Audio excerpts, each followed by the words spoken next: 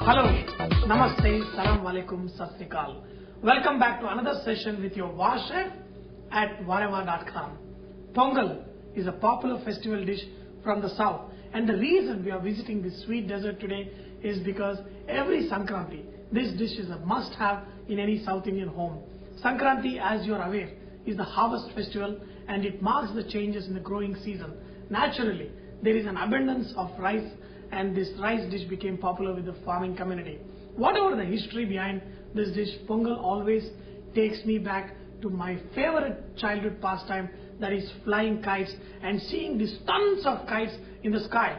And not only in the sky, we used to get tons of relatives visiting us for this festival. It also meant that mom would make this utterly delicious dish with rice and jaggery, and is loved so much. So this Sankranti, if your mom is not around, and don't fret, let me teach you how to make this awesome dessert. To prepare this beautiful dessert, you need 1 cup of rice, half a cup of moong dal. A lot of people love to roast this moong dal, but I always love to mix both of them. Just wash it good and add water and bring it to boil. Now that I have washed this rice and moong dal, I'm going to add 3 cups of water. For this preparation, you can add 2 cups of water and 2 cups of milk, or 3 cups of water and 1 cup of milk, whatever way you like.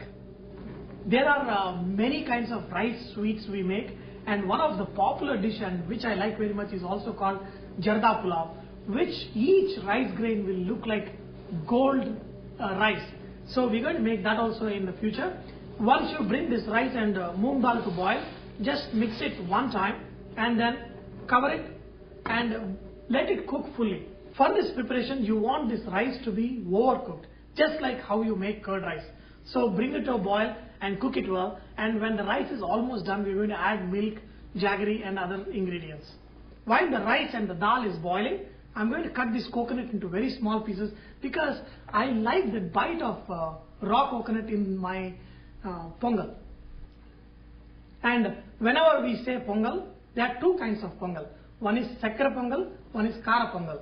While the sweet pongal or the Sakarai Pongal is had as a dessert, the Kara Pongal is usually had as a breakfast items, and a lot of times it's also called as a kind of a khichdi. So we're going to learn that also pretty soon. Now the rice is almost cooked. So what we're going to do is we're going to add milk. We're going to add another 1.5 cup of milk and bring it to boil. There is the reason why we did not add the milk in the starting, because if you add milk, sometimes it can get stuck at the bottom and there is more chances of burning it. And also when you add rice to the milk and cook, it takes very longer time. So what I did is we cooked the rice almost in the water, and then we added milk to give that nice milky flavor to the pongal. While the rice is getting cooked on the other stove, I'm going to saute some nuts and dry fruits and add to this. So I've got some almonds here, so saute them a little bit.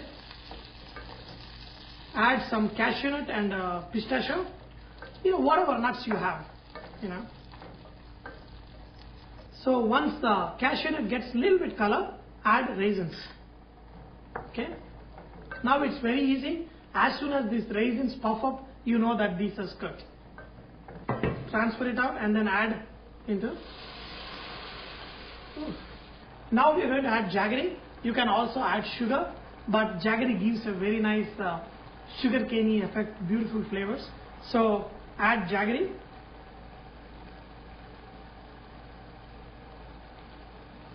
Remember one thing, see, once you add jaggery, the rice won't get cooked easily. So the rice almost has to get a mashy texture.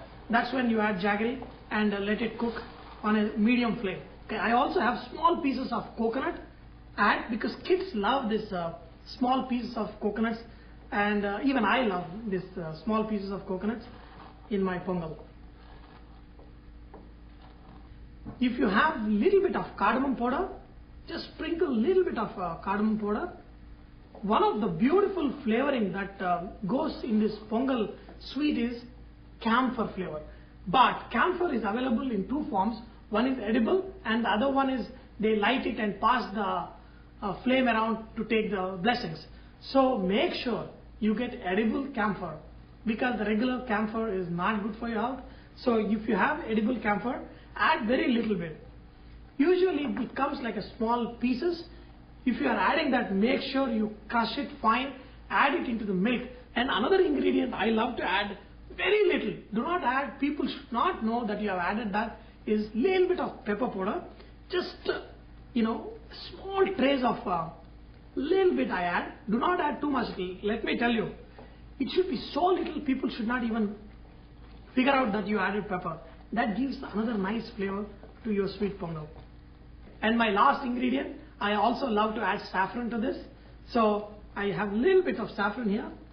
So I'm going to add a little bit. If you want to add a little bit butter, go ahead, add and mix it well, and then your pongal is ready. Wow. Look at this, beautiful.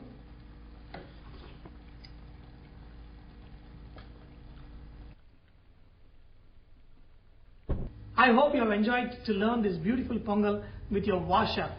On this occasion of this Sankranti Pongal, I wish all my viewers on behalf of VahRehVah and your VahChef a very, very happy Pongal to you all. And remember that VahRehVah is all about inspiring others to cook. So please post your cooking recipes and tips so others may benefit from your great cooking. Thank you.